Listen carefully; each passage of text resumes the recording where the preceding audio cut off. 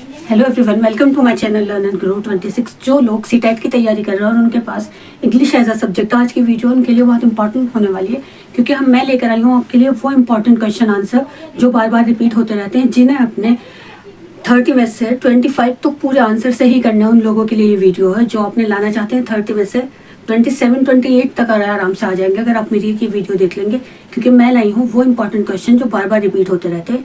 Pedagogy छोड़कर pedagogy में से भी लाई हूँ, और जो बार बार रिपीट होते रहते हैं, जो हमारे वो वर्ड्स जो बार बार हमें जल्दी भी करना है और पूरे इंपॉर्टेंट भी लाना है, क्योंकि हमें 30 मिनट्स में अपना पूरा सीटेट पूरा कंप्लीट करना है। जो हमारे 4 पार्ट्स होते हैं, इसमें पेडागोजी और हमारा जो सब्जेक्ट होता है वो, और हिंदी और इंग्लिश जिन लोगों के पास है, तो हमें 30 मिनट में पूरा कंप्लीट करना होता है।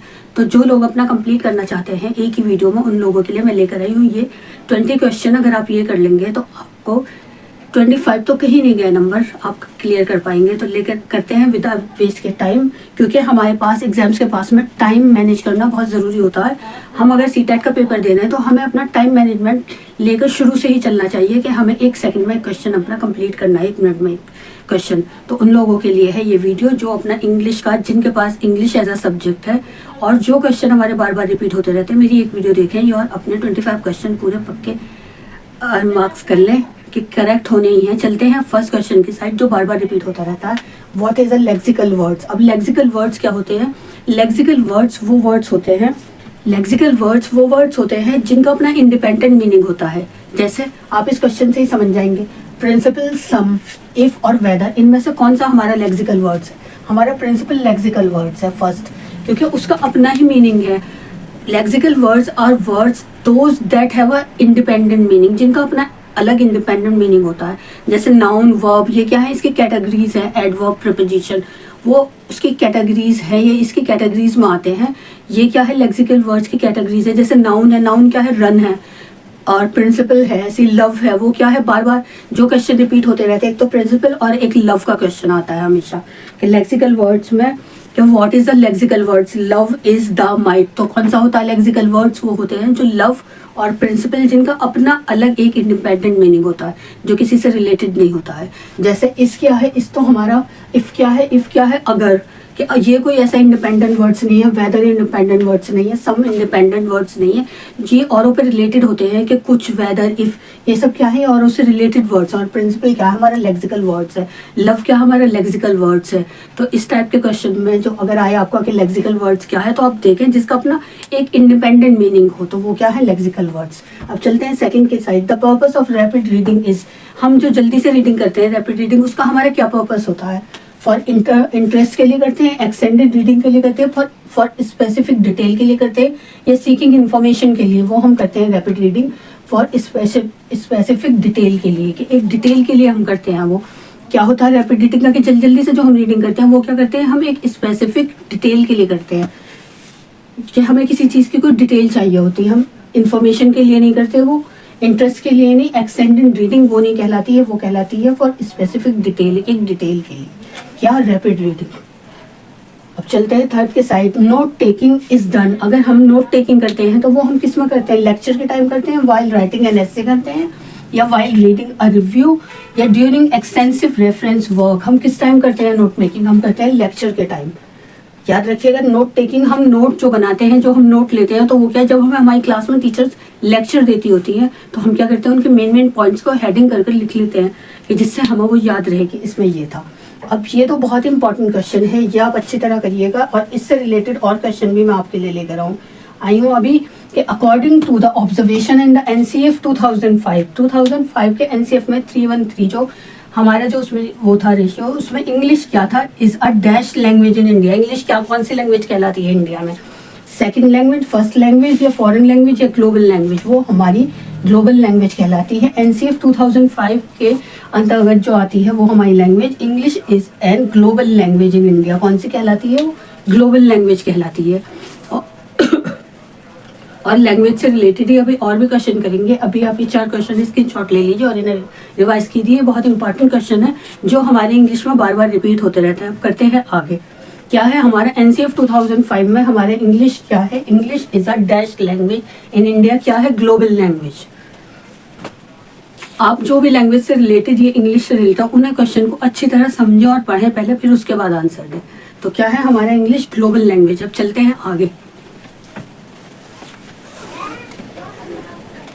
अब करते हैं fifth, what is the status of English in India. India में इंग्लिश का क्या स्टेटस है। अभी हमने क्या करा था, उसको लैंग्वेज में 2005 में हम क्या कहते हैं, ग्लोबल लैंग्वेज कहते हैं, एनसीएफ में 2005 में। और अगर हमारे लिए ये बहुत क्वेश्चन आता है इंग्लिश के लिए कि इंग्लिश का स्टेटस क्या है इंडिया में, स्टेटस याद रखना आपको, तो वो क्या है हमारा एन ऑफिशियल लैंग्वेज है स्टेटस उसका इंग्लिश का। ये बहुत इंपॉर्टेंट क्वेश्चन है हमारे, जो अक्सर इंग्लिश में रिपीट होते रहते हैं। जो क्या है status of English in India, क्या स्टेटस है उसका इंडिया में, एन एसोसिएट ऑफिशियल लैंग्वेज। ना तो रीजनल लैंग्वेज है, ना ही फॉरेन लैंग्वेज, और ना ही ऑफिशियल लैंग्वेज। क्या है, एसोसिएट ऑफिशियल लैंग्वेज। हमारा क्या स्टेटस है इंग्लिश का इंडिया में, एन एसोसिएट ऑफिशियल लैंग्वेज। ये बहुत इंपॉर्टेंट क्वेश्चन है। ये आप दोनों, फोर्थ भी जो मैंने कराया और फिफ्थ भी, ये बहुत अच्छी तरह पढ़ कर जाइएगा कि हमारे एनसीएफ 2005 में क्या कहते हैं उसका ग्लोबल लैंग्वेज, और स्टेटस क्या है उसका, एसोसिएट ऑफिशियल लैंग्वेज है। अब चलते हैं फोनिम्स क्या कहलाते हैं। फोनिम्स क्या होते हैं, a single unit of sound, a single unit of words, a diphthong and a vowels. Vowels तो आपको पता है कि ई आई ओ यू होता है हमारे, ए ई आई ओ और यू होते हैं, ये हमारे वॉवेल्स होते हैं। तो ये तो हमारा आंसर नहीं है क्योंकि ये फोनिम्स नहीं होते हैं।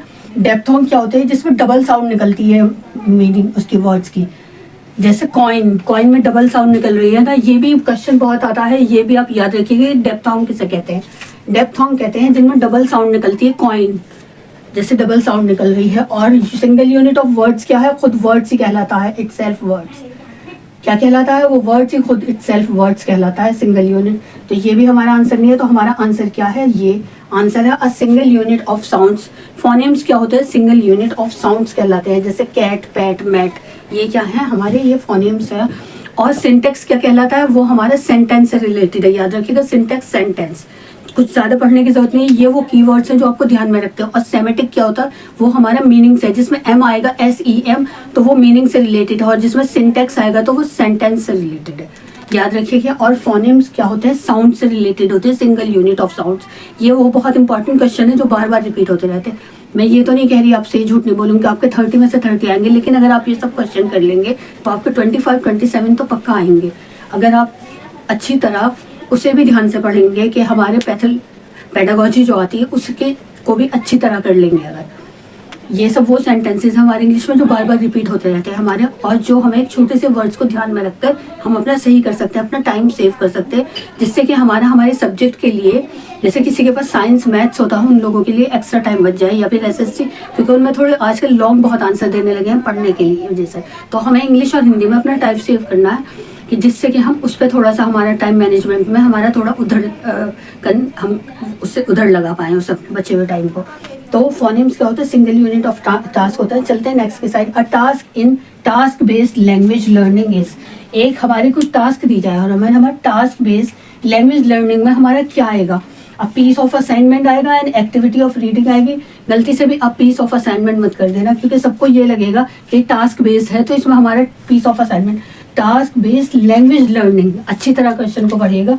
अ फिजिकल एक्टिविटी नहीं, a piece of work which involves engagement with language, क्योंकि लैंग्वेज लर्निंग है तो जो हमारा लैंग्वेज में हमें इन्वॉल्वमेंट करे, which involve engagement with language, जो हमारा लैंग्वेज में हमारा इन्वॉल्वमेंट करे, हमें एंगेज करे, वो पीस ऑफ वर्क हमारा टास्क बेस्ड कहलाता है। टास्क बेस्ड किसे कहते हैं कि हमें कोई ऐसा काम दिया जाए जिसमें हम अपनी लैंग्वेज लर्निंग को भी हमारा उसमें इन्वॉल्व हो, तो वो क्या होता है हमारा a piece of work which involves engagement with language, जो हमारा इन्वॉल्वमेंट करे हमारा लैंग्वेज में भी उसका एंगेज करने में।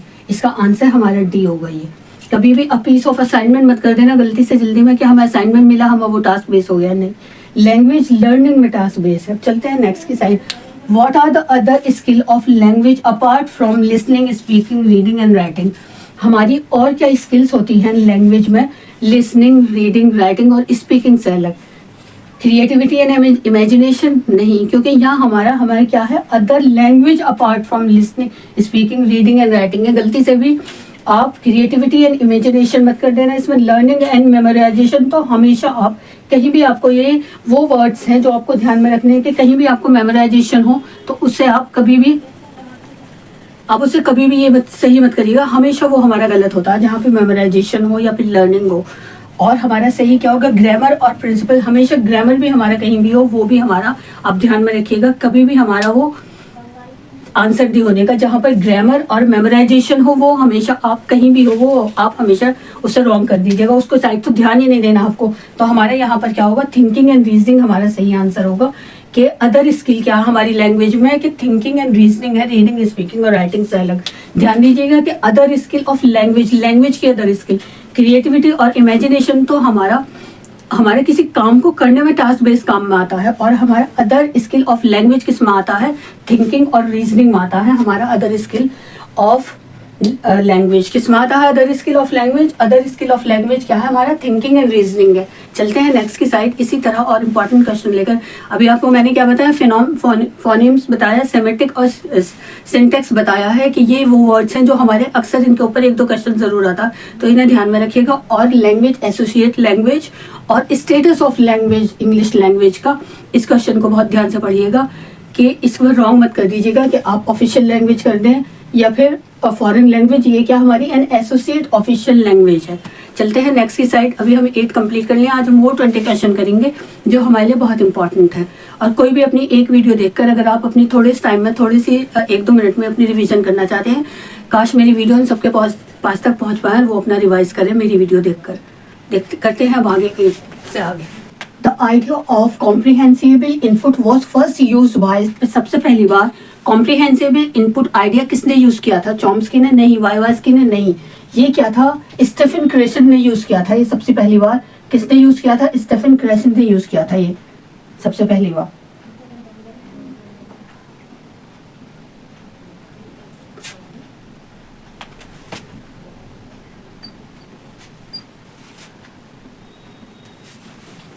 The idea of comprehensible input was first used by, किसने किया था, चॉम्स्की ने किया था, वाइवास्की ने, या फिर स्टीफन क्रेसन ने, या फिर एन एस पॉल ने, एन एस प्रभु ने। ये क्या था, स्टीफन क्रेसन ने पहली बार यूज किया था ये आइडिया, कॉम्प्रिहेंसिबल इनपुट।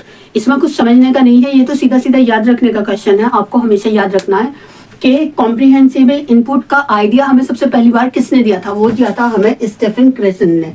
चलते हैं नेक्स्ट की side. Which one of the following considers words and word chunks as basis for language learning. Language learning में वर्ड चंक्स क्या होते हैं, जो fill in the blanks, match the following, जो हमारा कॉम्प्रिहेंसिबल, जो हमारे वर्ड्स पावर को सही करने के लिए जो चीज यूज की जाती है, जैसे जंबल वर्ड्स और मिसिंग वर्ड्स और फिल इन द ब्लैंक्स और मैच द फॉलोइंग, वो सब क्या कहलाते हैं, हमारे वर्ड चंक्स कहलाते हैं। तो वो हमारे किस में आते हैं, वो वर्ड अप्रोच में आते हैं, डिक्शनरी अप्रोच में आते हैं, ग्रामर ट्रांसलेशन मेथड में आते हैं, लेक्सिकल अप्रोच में आते हैं।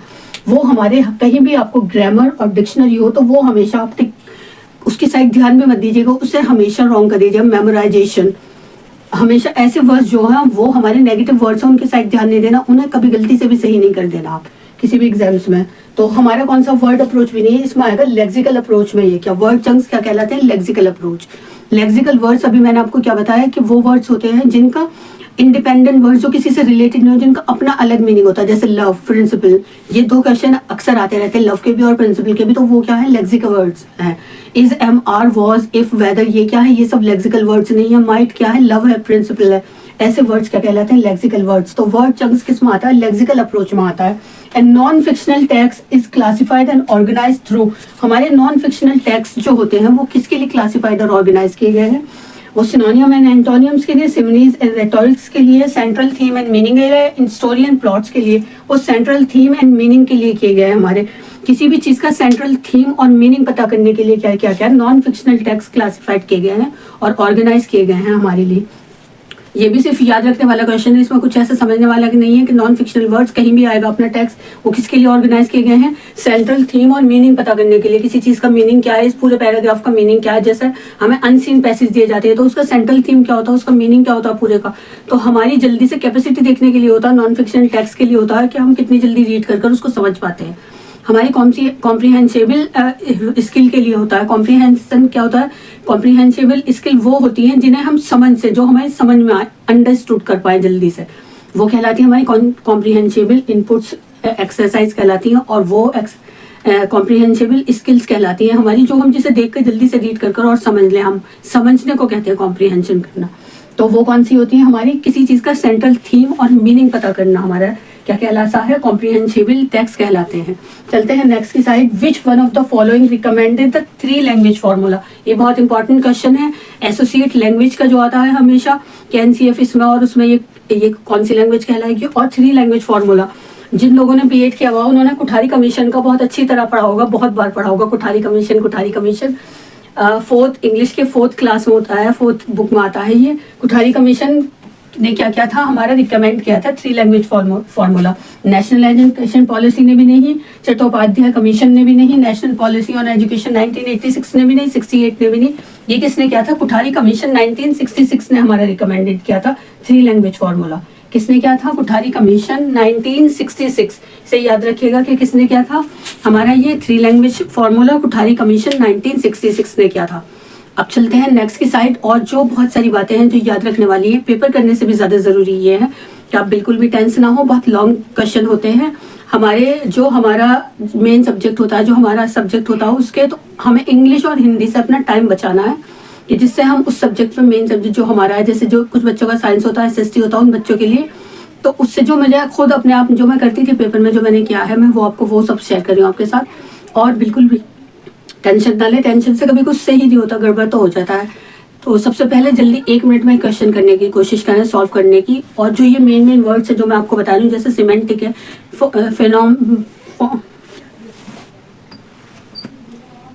फोनियम्स है और सिमेट्रिक है, ऐसे वर्ड्सों को देखें बस। जहाँ पर सिमेट्रिक है वहाँ मीनिंग, जहाँ पर सिंटेक्स है वहाँ पर सेंटेंस, जहाँ पर फोनेम्स है वहाँ पर साउंड से है रिलेटेड। ऐसे अपना टाइम बचाए, जो जो मेन की वर्ड्स हैं उनको ध्यान में रखकर आप अपनी पढ़ाई करें और रिविजन करें। और ज़्यादातर वहाँ पर हमारा जो पढ़ा हुआ, ये हमारे टेस्ट इसलिए होते हैं कि हम उसे कितना उसे कॉम्प्रिहेंस कर पाते हैं। ये हमारे कॉम्प्रिहेंसिबल टेस्ट ही समझ लें कि हम पेपर को पढ़कर कितना समझ पाते हैं। हमारा ये इस चीज़ का टेस्ट होता है। आप हमारे अपने माइंड में ये सब बातें ध्यान में रखकर अपना पेपर करने जाएँ कि हमें वहाँ कितना कूल काम रहकर अपना पेपर सॉल्व करना है। ये सब बातें ध्यान में रखने वाली होती हैं। हमें कोई पहले, जब कभी हमारे पास फ़ोन नहीं होता था और तब हमने स्टार्टिंग से सीटेट दिया था, तो जब हमें ये सब बात बताने वाला कोई नहीं होता था। लेकिन मैं आपके साथ ये शेयर कर रही हूँ, बहुत सारे चैनल हैं जिन पर आपको ये सब बात सीखने के लिए मिलती हैं। तो ये सब बातें भी बहुत ज़रूरी होती है हमारे पढ़ाई के और अटेम्प्ट करने के साथ साथ में। अब चलते हैं नेक्स्ट की साइड बिना वेस्ट के टाइम। ये बहुत इंपॉर्टेंट क्वेश्चन है, इन्हें नोट कर लीजिएगा, डाउनलोड कीजिएगा और इन्हें 2 बार ज़रूर दिन में देख लीजिएगा।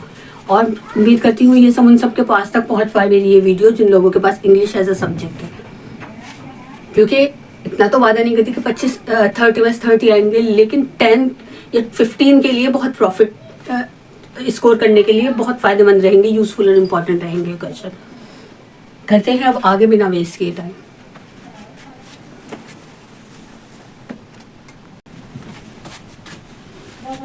सबमेटिव असेसमेंट टेस्ट कौन सा होता है? जो हम सबमेटिव असेसमेंट टेस्ट इज क्या कहलाता है? वो असेसमेंट इन लर्निंग में असेसमेंट कहलाता है, या असेसमेंट एज लर्निंग के लिए असेसमेंट, या असेसमेंट फॉर लर्निंग के लिए असेसमेंट, या assessment of learning. Summative assessment कहलाता है असेसमेंट ऑफ लर्निंग। क्या कहलाता है ये? असेसमेंट ऑफ लर्निंग का असेसमेंट कहलाता है सबमेटिव असेसमेंट। और बाकी के ये अभी मैं आपको लास्ट में समझाऊंगी। अभी हम बाकी के पहले और क्वेश्चन करते हैं, इसको खुलकर और अच्छी तरह एग्जाम्पल के साथ।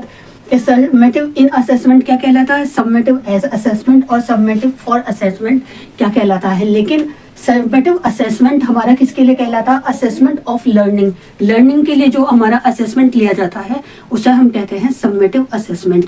ऑफ का मतलब क्या होता है? का। फॉर का मतलब क्या होता है? के लिए। अगर हम किसी का असेसमेंट देखने के लिए जो टेस्ट लेते हैं, जो कहलाता है हमारा, जब हम कहीं, जो हम बीएड के लिए जो एंट्रेंस एग्जाम्स देते हैं वो क्या कहलाता है? Summative for assessment. और सबमेटिव असेसमेंट क्या कहलाता है? Summative of assessment. और एज और इन में लास्ट में आपको समझाऊंगी और अच्छी तरह एग्जाम्पल के साथ। अभी करते हैं हम next question. A method is a body of dash that a teacher adopts in the teaching learning process. वो मेथड जो एक टीचिंग लर्निंग प्रोसेस में टीचर अडॉप्ट करती है उससे क्या कहते हैं हम? पॉइंटर्स कहते हैं, नॉर्म्स कहते हैं, प्रिंसिपल कहते हैं या टेक्निक कहते हैं? उसे हम टेक्निक कहते हैं। ये क्या कहलाता है? एक टेक्निक कहलाती है, मेथड जिसमें जो एक टीचर टीचिंग अडॉप्ट करती है टीचिंग लर्निंग प्रोसेस में, वो मेथड क्या कहलाता है? टेक्निक कहलाती है। वो नॉर्म्स नहीं कहलाते और प्रिंसिपल नहीं कहलाते हैं, वो कहलाती है techniques. A purposeful collection of students work, किसी पर्पस के लिए किसी स्टूडेंट का सारा वर्क देखना, किसके लिए? That demonstrate their efforts, progress and achievement in a given area is called, क्या कहलाता है? वो एक डिमॉन्स्ट्रेट करने के लिए किसी बच्चे का उनका एफर्ट, उनका प्रोग्रेस और उनकी अचीवमेंट देखने के लिए वो क्या कहलाती है? पोर्टफोलियो कहलाती है। वो एनेक्डोट्स रिकॉर्ड्स में नहीं कहलाती है, वो चेकलिस्ट नहीं, रेटिंग स्केल नहीं। जहां आपको पोर्टफोलियो दिखे आप आंख बंद करके उसमें पोर्टफोलियो कर दीजिएगा। ये वो वर्ड्स हैं जो हमें याद रखने हैं, जो ये वो टैग वर्ड्स हैं, जो जहाँ भी ये वर्ड्स आएंगे तो वो हमारा आंसर वही होगा, पॉजिटिव कहलाते हैं ये वर्ड्स। और जो वर्ड्स हमारे नेगेटिव में आते हैं, जो हमें नहीं करने गलती से भूले में, वो क्या? मेमोराइजेशन और क्या कहलाते हैं? ये चेकलिस्ट, रेटिंग स्केल, ये सब क्या है? ये वो वर्ड्स हैं जो हमें कहीं नहीं करने हैं, सिर्फ हमें क्या करना है? इसमें पोर्टफोलियो कहीं भी आपको दिखे एक जिसमें हमारा पर्पस हो कलेक्शन, बच्चे के डिमॉन्स्ट्रेट उसकी क्या प्रोग्रेस देखने, उसके अचीवमेंट और उसके एफर्ट्स हो, जहाँ पर ये वर्ड्स हो तो वहाँ पर आपका क्या आंसर होगा? हमेशा हमारा आंसर क्या होगा? पोर्टफोलियो होगा। वहाँ पर जहाँ पर हमें बच्चे के एफर्ट्स, प्रोग्रेस और अचीवमेंट मिले, ये तीन वर्ड्स जहाँ भी होगा तो वहाँ हमारा आंसर क्या होगा? सही, हमेशा पोर्टफोलियो हमारा आंसर सही होगा। चलते हैं नेक्स्ट की side. Active vocabulary consist of words, कौन से वर्ड्स कंसिस्ट करती है एक एक्टिव वोकेबलरी? क्या है? Use of frequent in our daily life, जो वर्ड्स हम यूज करते हैं फ्रीक्वेंटली, बार बार नहीं। वी डिफिकल्ट, जो हमें डिफिकल्ट लगते हैं, नहीं। वी यूज ओकेजनली, जो हम कभी कभी ओकेजन पे यूज करते हैं, नहीं। वी रिकग्नाइज एंड अंडरस्टैंड, जो वर्ड्स एक्टिव वोकेबलरी में वो आते हैं जो हमें देखते ही हमारी समझ में आ जाए, हम रिकग्नाइज कर लें उन्हें, पहचान लें और हमारी वो समझ में आ जाए, वो क्या कहलाते हैं? एक्टिव वोकेबलरी वर्ड्स कहलाते हैं।